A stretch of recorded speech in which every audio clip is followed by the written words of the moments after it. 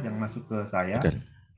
Ya diantaranya mungkin ini hal yang kontroversial ya Ustadz ya di kalangan para orang Ya, tua berkaitan dengan tadi ya kaulan syadid. Jadi berkatalah dengan baik. Sebagaimana kita tahu ada paham Barat yang mengatakan bahwa tidak boleh mengatakan tidak pada anak. Padahal kalau Hmm. dalam surat Luqman kan kita tahu ya bahwa Ya, Luqman alaihissalam itu kan mengatakan tidak pada anaknya. ya, Jangan menyebutkan Allah sebagainya. Ini kira-kira bagaimana Ustaz? ya. Gitu. Ya, memang salah satu pola pendidikan Barat yang muncul berdasarkan riset itu ya dianjurkan atau larangan berkata jangan, ya bukan tidak, jangan. Jangan itu dianggap sebagai hal yang khawatir anak melakukan teori verboten, dilarang mengerjain.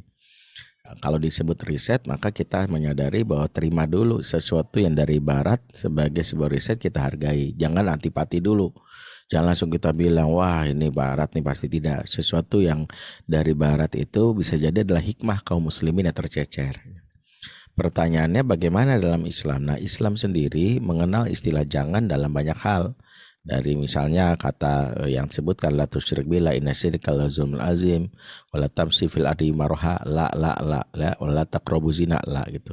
Itu semua ada dalam Al-Qur'an. Yang pertama berarti kita ingin katakan kata-kata jangan boleh di dalam Al-Qur'an boleh. Tapi yang harus kita garis bawahi, aplikasi penerapan kata jangan itu pun harus juga merujuk kepada perilaku Nabi. Apa maksudnya? Quran memberikan sebuah panduan garis besar, tapi aplikasinya lewat Nabi. Contohnya gini, sholat itu jelaskan dalam Al-Quran selalu kata-katanya adalah ruku dan sujud. Ya, ruku dan sujud. Warka'i wasjudi kan gitu ya, selalu ruku dan sujud. Pertanyaannya adalah kalau hanya merujuk dari Quran, maka sholat kita tidak akan sempurna. Karena Rasul mengatakan kalau mau sholat yang benar, shollu kama ra'aitumuni usolli. Sholatlah sebagaimana kamu melihat aku sholat. Berarti kalau kita ingin secara pokok penjelasan dari apa yang dimaksud dalam Quran itu, lihatlah perilaku Nabi, maka kita tahu oh sholat yang benar itu begini. Ternyata ada ruku, ada itidal, ada takbiratul ihram dan sebagainya. Itu kita menjelaskan. Maka kaidah ini juga kita pakai dalam dunia pendidikan di dalam Islam, bahwa mengucapkan kata jangan boleh karena tersebar di banyak surat, tapi pelaksanaannya, aplikasinya harus mengikut cara Nabi. Karena kalau nggak ikut cara Nabi serampangan. Nah, ternyata dari sirah kita dapati, pertama, Nabi nggak pernah berkata jangan kepada anak yang belum memayyiz. Nggak pernah. Buktinya apa? Rasulullah selalu berkata kepada anak yang belum memayyiz itu, yaitu membiarkannya dalam konteks yang membuat dia merasa nyaman. Misalnya apa? Ketika Rasulullah dinaikkan tunggangan oleh cucunya Husain. Ya, teman-teman tahu ya beda mumayyiz. Mumayyiz itu kata Rasulullah, ida arafa yaminahu ala shimalihi, jika anak sudah mampu membedakan kanan dan kiri. Jadi kalau anak sudah mampu membedakan kanan dan kiri, itu artinya sudah mumayyiz, akalnya sudah mulai aktif. Umurnya umur berapa Ustadz? Ya, jumhur ulama menyimpulkan umur 7 tahun. Jumhur 7 tahun tuh udah dalam hal ini bisa membedakan kanan kiri. Tapi jangan patokan dengan 7 tahun. Kalau dari 5 tahun sudah bisa bedain kanan dan kiri, berarti sudah memayyiz ya dalam hal ini. Yang pertama adalah Rasulullah tidak pernah ya berkata-kata mengatakan jangan kepada anak-anak yang di bawah memayyiz. Biarin punggung dinaikin. Kemudian ketika ada seorang ibu yang merenggut paksa karena dia mengencing, dibiarkan. Rasulullah ya berarti apa? Anak-anak di umur ini dia tidak siap menerima jangan. Kenapa? Karena jangan itu kata para ulama itu kalau anak sudah mengenal hukum logis, hukum konsekuensi. Dia tahu tentang aturan. Maka dalam Islam adab itu perkenalkan kalau anak sudah memayyiz. Adab itu. Nah, berarti apa? Kalau anak di umur ini, apa yang kita lakukan? Lebih banyak menjelaskan tentang perilaku yang diharapkan. Perilaku yang diharapkan itulah yang Rasulullah kenalkan misalnya kepada uh, uh, anak tirinya bernama Umar bin Abi Salamah.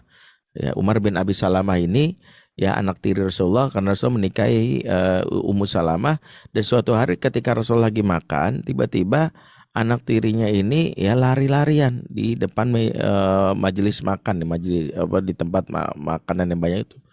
dan itu mengganggu sekali. Tapi Rasulullah tidak mengatakan la, jangan. Disinilah Rasul ngajarin kita. Di umur ini lebih baik kita mengenalkan perilaku yang diharapkan. Kata Rasulullah, ya gulam, samilah ta'ala, wa qul biyaminika wa qul mimma yalik. Nah, sini nak. Makan itu sebut nama Allah. Nah, makan itu yang pakai tangan kananmu dan makan yang paling dekat denganmu. Jadi di umur ini perilaku yang diharapkan itu dijelaskan. Ya, itu yang pertama. Jadi ini dalilnya. Barulah Rasulullah mulai mengenalkan kata jangan setelah anak memayis. Tapi jangan ini selalu dengan jangan itu selalu pakai di umur setelah memayis itu jangan itu pakai penjelasan, pakai alternatif. Contohnya gini. Ini diriwayatkan oleh Imam Ahmad ketika ada salah satu sahabat yang sudah menjadi remaja itu ketahuan mencuri kurma milik salah satu pemuka Ansor. Ya, sahabat ini bernama Rafi bin Amr al-Ghifari. Dia seorang remaja saat itu. Rafi bin Amr al-Ghifari kasarnya kegep sama pemilik kebun, dan pemilik kebun melaporkan kepada baginda Nabi. Maka Rasulullah pun akhirnya memanggil dalam hal ini si Rafi dan bertanya kepadanya, lima tarmin nakhlah, kata Rasulullah, kenapa kau lempari pohon itu? Ini menarik dari sisi kajian parenting. Rasul tidak men-label, tidak mengatakan kenapa kamu nyolong. Kita harus bedakan mana fakta, mana label. Rasul tidak mengatakan kenapa kamu nyolong, tapi kenapa kamu lempari pohon itu. Sama kita menghindari ya istilah labeling, misalnya kenapa sih jahat banget sama adek? Kita sudah masukkan labeling padahal dia bisa memukul. Memukul itu beda jahat. Karena kita tidak melabel sifatnya, itu bisa jadi ada nyamuk atau apa, kita nggak tahu. Kemudian dia menjawab, aku lu ya Rasulullah, aku pengen sekali makan. Aku tuh ngebet lah istilahnya, tertarik. Aku ngeliat makan tuh lapar banget gitu. Nah di sini ada hadis yang menjelaskan dan ini menarik. Kata Rasulullah, la tarmin nakhlah wa kul ma yaskutu fi asafiliha. Jangan kau lempari kurma tadi kalau kau mau makanlah yang sudah jatuh di tanah. Lihat hadisnya. Jangan lempar, makanlah yang jatuh di tanah. Jangan lempar, makanlah yang jatuh di tanah. Paham? Ternyata Rasul mengajarkan kalau kita melarang ke anak memayis, jelaskan alternatif perilakunya. Nah, jangan lari, cukup berjalan. Abang, jangan coret-coret tembok. Kalau mau coret muka ayah aja misalnya gitu ya, atau coret kertas ini. Jadi ada alternatif. Tahapan kedua. Barulah setelah mereka balik, mereka sudah mengenal agama, kita boleh mengatakan jangan meskipun tidak ada penjelasannya. Enggak. Nah itu boleh. Enggak usah, jangan. Itu boleh. Sebagaimana Rasulullah juga melakukan ini. Jadi pertama kita harus memahami jangan itu punya klasifikasi isu. Yang kedua, jangan dalam konteks pendidikan itu juga memiliki dua konsekuensi yang berkaitan dengan penerapannya. Yang kedua, jangan itu dikhususkan untuk hal-hal berkaitan dengan akidah dan akhlak. Di luar itu hindari kata jangan. Misalnya contoh Rasulullah ketika di masjid ada beberapa anak yang main bercanda. Di masjid dalam hal ini orang tidak ada yang sholat, tidak ada yang dan lagi nyantai. Aisyah itu terganggu tapi langsung mengusir. Ya, kata Rasulullah, da'uhum, biarkan mereka. Da'uhum, biarkan mereka.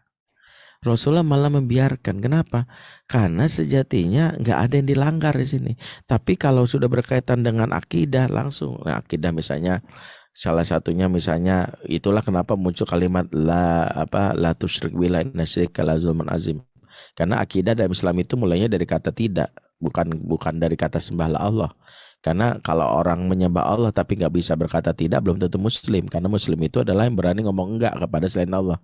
Abu Lahab, Abu Jahal itu, dia kalau ditanya man khalaqas samawati wal ardh, siapa menciptakan langit dan bumi, mereka menjawab Allah. Tapi kenapa mereka disebut kafir? Karena mereka tidak bisa berkata tidak kepada Lata, kepada Uzza, kepada Manat, kepada Hubal. Nah itulah konsep syahadat itu memang enggaknya, bukan Allahnya dulu. Karena enggak kepada yang lain itu, karena fitrahnya setiap orang itu meyakini Allah sebagai Tuhan, tapi bisa jadi terjebak kepada syirikan gara-gara mereka meyakini juga selain Allah dewa matahari juga ada, seperti itu. Nah, yang kedua berkaitan dengan akhlak. Maka tegas harus Allah. Contoh gini, ketika Rasulullah menegur cucunya yang masih kecil ketika mengambil kurma yang ada di biliknya, dan kurma ini kurma yang akan disedekahkan. Di antara keistimewaan Nabi adalah kan ada 3. Rasul tidak boleh menerima sedekah. Rasul mengharamkan diri keluarga menerima sedekah. Yang kedua, Rasul boleh menerima hadiah. Yang ketiga, Rasul punya tanda kenabian di bahunya sebelah kiri, yaitu adalah khotamun nubuwah, tanda kenabian. Nah, Rasul pertama nggak boleh menerima sedekah. Maka Rasulullah itu kalau mengumpulkan sedekah itu mau disalurkan kepada yang lain ya. Nah, pada waktu itu sahabat-sahabat mengumpulkan kurma dan ditaruh di bilik Rasulullah. Datanglah Husain, melihat kurma di kamarnya, langsung diambil kemudian dicicipin. Disitulah Rasulullah dengan tegas mengatakan, la, langsung gini, keluarkan. Amma sya'arta an ala Muhammadin la ta'kuluna sedekah. Kamu tahu nggak, keluarga Muhammad itu dilarang makan sedekah, jangan makan sedekah. Langsung, dan itu boleh. Kenapa? Karena ada adab akhlak yang memang harus diperkenalkan dengan kata jangan. Karena jangan itu adalah penjelas atas perilaku yang memang tidak diwakili. Misalnya kalau akidah itu benar-benar sembah Allah, nggak bisa, harus pakai jangan. Jangan sembah selain Allah, gitu. Wallahu a'lam bishawab.